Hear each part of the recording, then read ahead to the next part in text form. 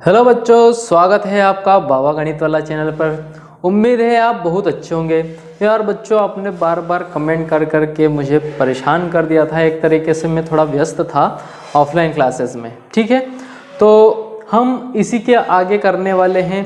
हम स्क्वायर और square root हमारा चल रहा था और आपसे माफ़ी चाहूँगा कि बहुत लंबे समय बाद ये वीडियो आ रही है, पर कोई बात नहीं, आपकी एग्ज़ाम से पहले मैं आपको पूरा कोर्स पढ़ा दूँगा, ठीक है। तो बहुत बहुत धन्यवाद आपको कि आप मुझे इतना सपोर्ट कर रहे हैं, लेक्चर्स को इतना पसंद कर रहे हैं और अच्छे अच्छे कमेंट कर रहे हैं। अगर आप इस वीडियो पे नए हैं तो प्लीज़ लाइक शेयर सब्सक्राइब करें, और अभी तक आपने हमारी प्लेलिस्ट नहीं देखी तो वहाँ पर जाइए। और सबसे पहले आपको बधाई हो कि इस चैनल पर बाबा गणित वाले के 2K सब्सक्राइबर कंप्लीट हो गए हैं, ठीक है। तो आप लोगों का सपोर्ट ऐसे ही बनाए रखिए और आप कमेंट करिए, जो आपको चीज़ें चाहिए मैं आपको प्रोवाइड करवाऊँगा, ठीक है। तो देखिए, अब देरी न करते हुए स्टार्ट करते हैं हमारा स्क्वायर और स्क्वायर रूट का क्वेश्चन नंबर 7। क्वेश्चन नंबर 7 किसका है बेटा? तो यह है शॉर्ट आंसर टाइप क्वेश्चन का। पेज नंबर 48 आप निकालोगे परीक्षा अध्ययन 2024। पेज नंबर कौन सा बच्चे? पेज 48 आप निकालोगे तो उस पर क्वेश्चन नंबर 7 क्या दिया है, आपकी स्क्रीन पे भी आ सकता है। आप परीक्षा अध्ययन निकालो, देखो।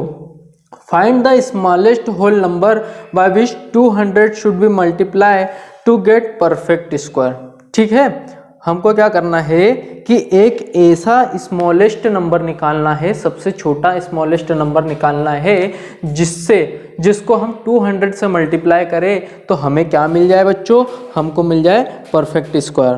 तो आओ स्टार्ट करते हैं। तो सबसे पहले बच्चों लिखेंगे गिवन दैट। बच्चों हमको क्या गिवन है? The number is 200। हमको बच्चों ये 200 नंबर दिया है और हमको क्या देखना है? Smallest number. स्मॉलेस्ट नंबर, सबसे छोटा नंबर हमको फाइंड करना है कि 200 में मल्टीप्लाई करने पर ये परफेक्ट स्क्वायर बन जाए। तो देखो, सबसे पहले क्या करेंगे? बाय प्राइम फैक्टराइजेशन मेथड, ठीक है। किसका यूज करेंगे? प्राइम फैक्टराइजेशन मेथड, जिसको हम एलसीएम के नाम से भी जानते हैं बच्चों, ठीक है। तो देखो स्टार्ट करते हैं। ये 200 हो गया, तो सबसे पहले 2 से करेंगे तो ये 100 टाइम जाएगा, फिर 2 से करेंगे तो 50 टाइम्स जाएगा, फिर 2 से करेंगे बच्चों तो 25 टाइम जाएगा, फिर 5 से करेंगे तो 5 टाइम जाएगा, और फिर 5 से करेंगे तो 1 टाइम जाएगा। आई होप आप ये चीज़ें समझ में आ रही होगी, ठीक। अब देखो, देयरफॉर हम क्या कर सकते हैं बेटा? 200 को क्या लिख सकते हैं? हम लिख सकते हैं 2 मल्टीप्लाई 2 मल्टीप्लाई 2 मल्टीप्लाई 5 मल्टीप्लाई 5, बराबर लिख सकते हैं। अब बच्चों देखो, अगर हमें परफेक्ट स्क्वायर चाहिए, क्या चाहिए बच्चों? परफेक्ट स्क्वायर चाहिए। तो परफेक्ट स्क्वायर फाइंड करने के लिए हम क्या करते थे? 2-2 के पेयर बनाते थे। कितने के पेयर बनाते थे बच्चों? 2-2 के पेयर बनाते थे। तो देखो, एक तो 2 का पेयर बन गया और एक 5 का पेयर बन गया, पर बचा क्या? 2। तो इसका मतलब हमको स्मॉलेस्ट नंबर बच्चों कौन सा मिल गया है? 2 हमारे पास ऐसा स्मॉलेस्ट नंबर है कि मैं अगर 200 में मल्टीप्लाई करूंगा तो 400 हो जाएगा। और 400 किसका स्क्वायर रूट होता है? 20 का होता है, ठीक है। तो बच्चों हमारे पास आंसर आ चुका है। तो यहाँ क्या लिखेंगे?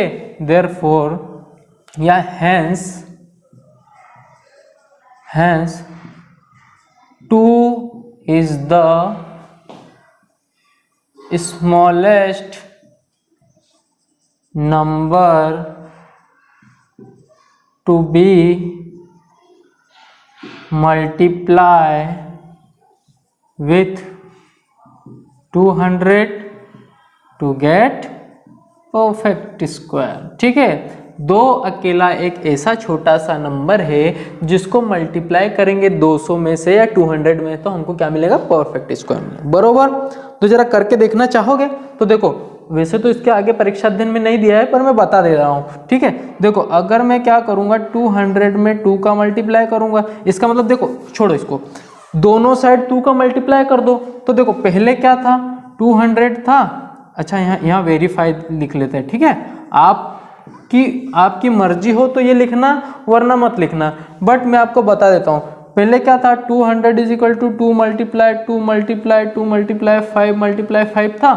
पर अब हम क्या कर रहे हैं, दोनों साइड 2 का मल्टीप्लाई करते हैं, दोनों साइड 2 का मल्टीप्लाई करते हैं, एक जोड़ा इसका, एक जोड़ा इसका और एक जोड़ा इन दोनों का बन जाएगा।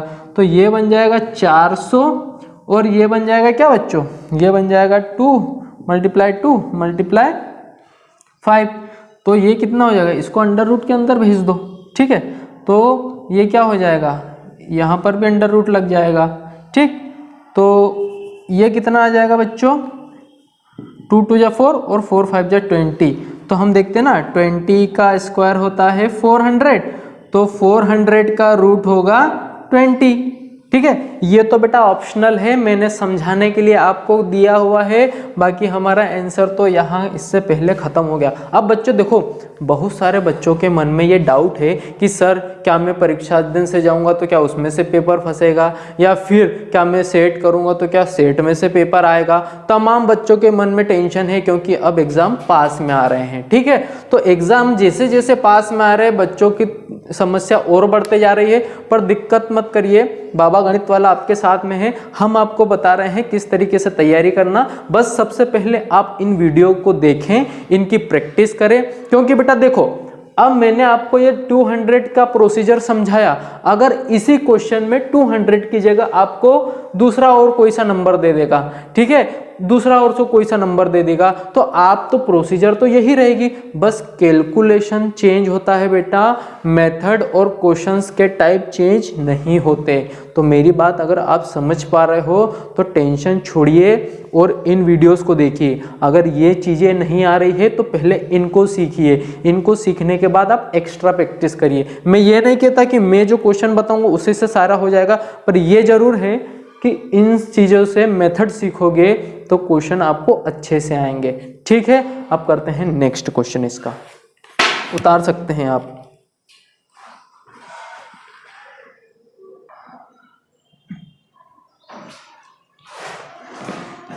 चलिए बच्चों, अब हम चलते हैं क्वेश्चन नंबर 8 पर। क्वेश्चन नंबर 8 में दिया है कि 51.84 का हमने निकालना है स्क्वायर रूट। क्या निकालना है बच्चों, स्क्वायर रूट निकालना है। और स्क्वायर रूट की इससे पहले मैंने आपको एक मेथड बताई थी, डिवीजन एल्गोरिदम। क्या बताया था, डिवीजन एल्गोरिदम, सॉरी या डिवीजन मेथड। सुनो, उसको एल्गोरिदम भी कहते हैं और मेथड भी कहते हैं। तो आपको तो क्या है कि मेथड के नाम से दिया है, इसलिए इसको क्या लोगे कि डिवीजन मेथड। अब डिवीजन मेथड में हम सामान्य, जो हम सिंपली तरीके से क्या करते थे, डिवाइड करते थे, 2 1 जा 2 2, ऐसे नहीं करना है। अब हम स्क्वायर की टेबल लेंगे, ठीक है। और मैंने बताया था आपको 1 का स्क्वायर 1, 2 का स्क्वायर 4, 3 का स्क्वायर 9, 4 का स्क्वायर 16, 5 का स्क्वायर 25, 6 का स्क्वायर 36, 7 का स्क्वायर 49, इसी तरीके से 8 का स्क्वायर 64 और 9 का स्क्वायर 81 और 10 का स्क्वायर 100, ठीक है। तो ये बेटा आपको स्क्वायर कम से कम 30 तक याद होने चाहिए, और 30 तक अगर नहीं हुए तो कम से कम 20 तक तो आपको याद करना ही है।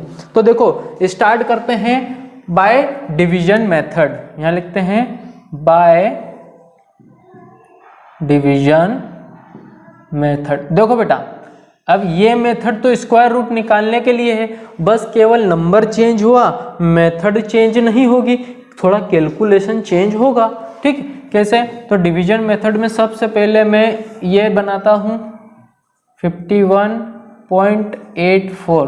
सर आपने तो पहले बिना पॉइंट वाला बताया था और अब हमारे पास पॉइंट वाला आ गया, तो कैसे करेंगे। तो बच्चा सब्र रखो, सब बताया जाएगा, बाबा के शरण में हो।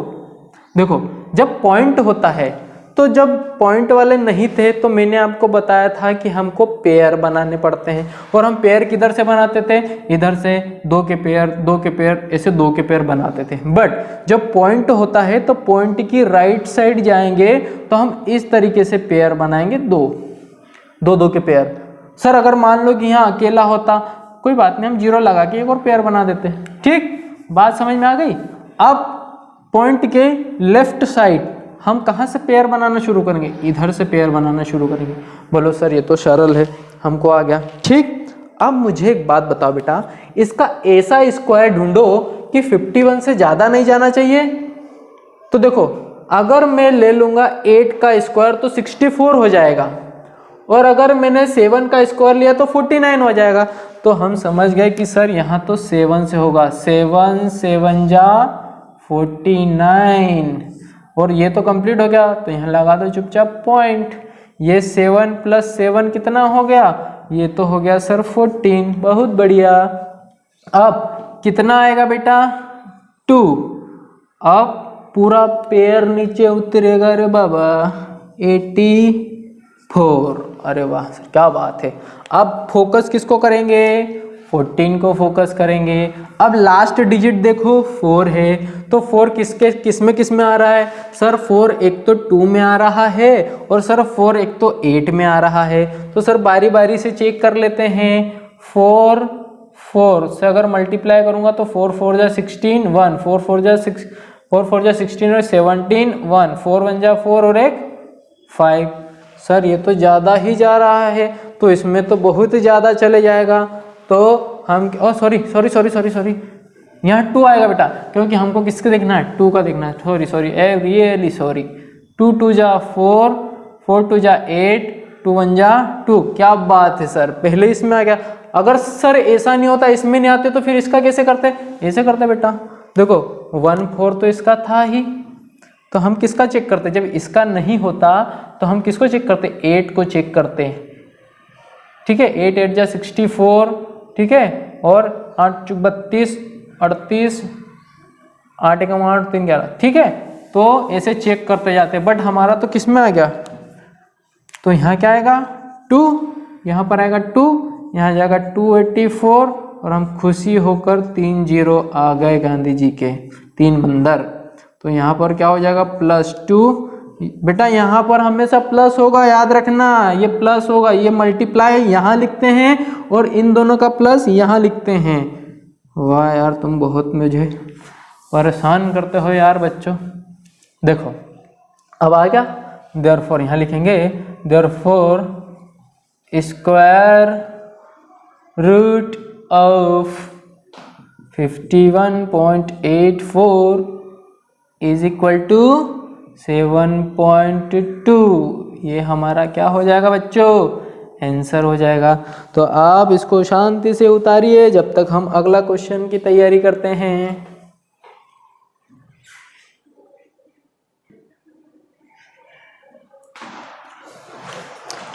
देखिए बच्चों, क्वेश्चन नंबर 9 हमारे पास क्या है।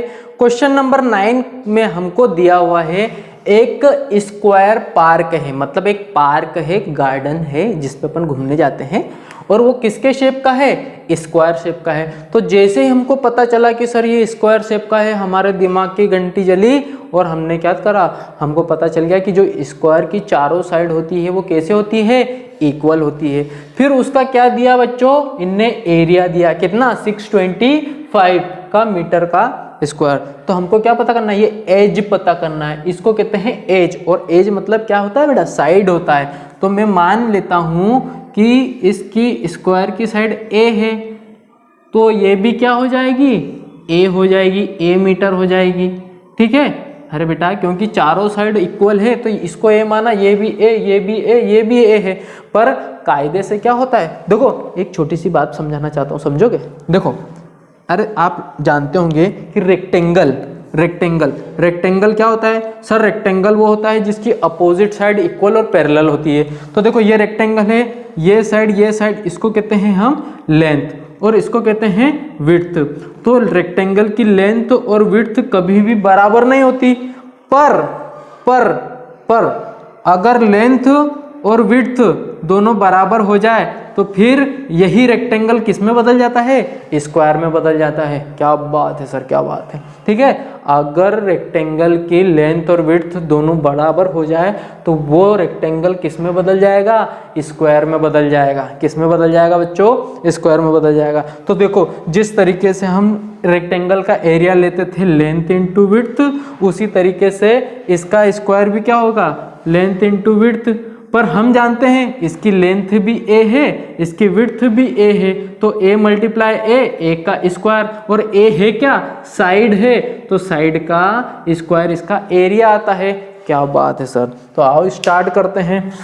ठीक है, चीज़ें आपको अच्छे से समझ मेरे हिसाब से आ रही होगी। तो सबसे पहले मान लेते हैं let the edge of square is equal to a metre. मैंने क्या मान लिया कि स्क्वायर का एज ए मीटर है। ठीक है, ऑल्सो गिवन दैट, क्या गिवन है, given that area of square, area of square कितना है, 625 मीटर का स्क्वायर। अब बेटा हम जानते हैं, we know that area of square is equal to A का स्क्वायर, और यहां लिख देंगे ए बराबर क्या है, साइड है। क्या है बच्चों, साइड है। तो एरिया ऑफ स्क्वायर, तो मुझे एक बात बताओ यार बच्चों, एरिया ऑफ स्क्वायर कितना दिया है, 625 दिया हुआ है, और ए हमको निकालना है। और मैंने आपको एक चीज बताई थी कि मैं दोनों साइड रूट करना पड़ेगा। क्या करना पड़ेगा, रूट करना पड़ेगा। या फिर अच्छे से समझने के लिए, जब ये स्क्वायर इधर आएगा तो काय में बदल जाएगा, रूट में बदल जाएगा बच्चों। किस में बदल जाएगा, रूट में बदल जाएगा। और हम जानते हैं कि 625 का रूट होता है 25 मीटर। क्या होता है बच्चों, 25 मीटर। 25 का स्क्वायर होता है 625।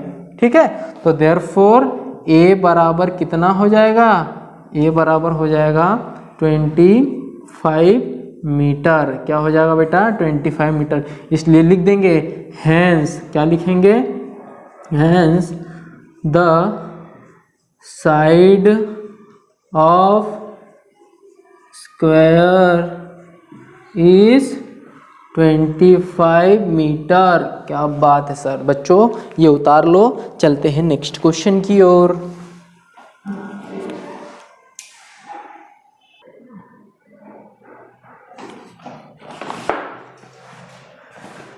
चलिए बच्चों, क्वेश्चन नंबर देखते हैं 10th। क्वेश्चन नंबर 10th पढ़िए जरा।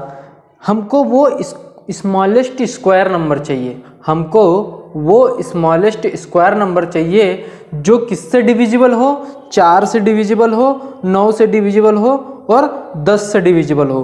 तो बेटा देखो, 4, 9 और 10 का जो स्मॉलेस्ट स्क्वायर होगा वो क्या होगा, उसका एलसीएम होगा।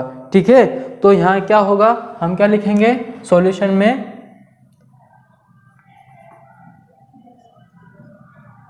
Given that,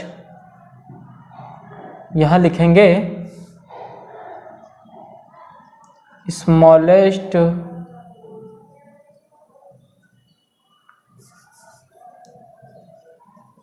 square number is their LCM. बेटा क्या करेंगे, जो 4, 9 और 10 है उसका क्या लेना पड़ेगा, एलसीएम लेना पड़ेगा। देखो धीरे धीरे आगे चलेंगे फिर अच्छे से समझ में आएगा। देखो सबसे पहले क्या करेंगे, एलसीएम ऑफ 4, 9 एंड 10 निकालो। क्या निकालना है बच्चों, एलसीएम निकालना है। किसका, हाँ 4, 9 और 10 का। तो एलसीएम निकालते हैं भाई, प्राइम फैक्टराइजेशन मेथड से ही एलसीएम निकालते हैं। पर अब क्या करेंगे, 4, 9 और 10। तो देखो 2 2 जा 4 और 2 की टेबल में 9 तो नहीं आता, तो उसको उतार दो। 2 5 जा 10, फिर आएगा 2 1 जा 2, 9 और 5, फिर आएगा 3, तो 3 3 जा 9, फिर आएगा 3, तो 3 1 जा 3, फिर आएगा 5। ठीक है, तो यहाँ क्या लिखेंगे, therefore LCM of 4, 9 and 10 is equal to कितना आएगा बेटा? 2 मल्टीप्लाई 2 मल्टीप्लाई 3 मल्टीप्लाई 3 मल्टीप्लाई 5। अब बेटा ध्यान से देखो सबसे चीज, अगर इन तीनों को मल्टीप्लाई करूंगा तो 4 2 2 जा 4, 3 3 जा 9 और 9 चौक 36, 36 5 जा 180। अब देखो ये तो आ गया क्या, इन तीनों का एलसीएम, पर हमको क्या चाहिए? हमको चाहिए स्मॉलेस्ट स्क्वायर नंबर। तो देखो हम क्या करते थे, स्क्वायर बनाने के लिए हम दो दो के पेयर बनाते थे, तो इसका मतलब इससे किससे मल्टीप्लाई करना पड़ेगा? 8 से 5 से मल्टीप्लाई करना पड़ेगा। किससे मल्टीप्लाई करना पड़ेगा? 5 से। तो यहाँ क्या लिखेंगे? यहाँ लिखेंगे therefore to make perfect square number, ठीक है, it will be multiply by 5। हमको क्या करना पड़ेगा? 5 से मल्टीप्लाई करना पड़ेगा। तो क्या करेंगे देखो, therefore रिक्वायर्ड क्या हमको जो चाहिए, रिक्वायर्ड स्मॉलेस्ट स्क्वायर नंबर बराबर कितना आ जाएगा? 180 मल्टीप्लाई 5। तो यहाँ क्या हो जाएगा? 900 हमारे पास क्या आ जाएगा? आंसर आ जाएगा। ठीक है बच्चों, आई होप आपको ये चीज़ें समझ में आ गई है। अगर वीडियोस अच्छे लग रहे हो तो प्लीज़ लाइक शेयर सब्सक्राइब करें। और अब बच्चों आज की वीडियो में इतना ही, मिलते हैं नेक्स्ट वीडियो में। अगर ये चीज़ें अच्छी लग रही हो तो प्लीज़ कमेंट ज़रूर करें, और इसके बाद करेंगे अब नेक्स्ट लेक्चर में। जय हिंद।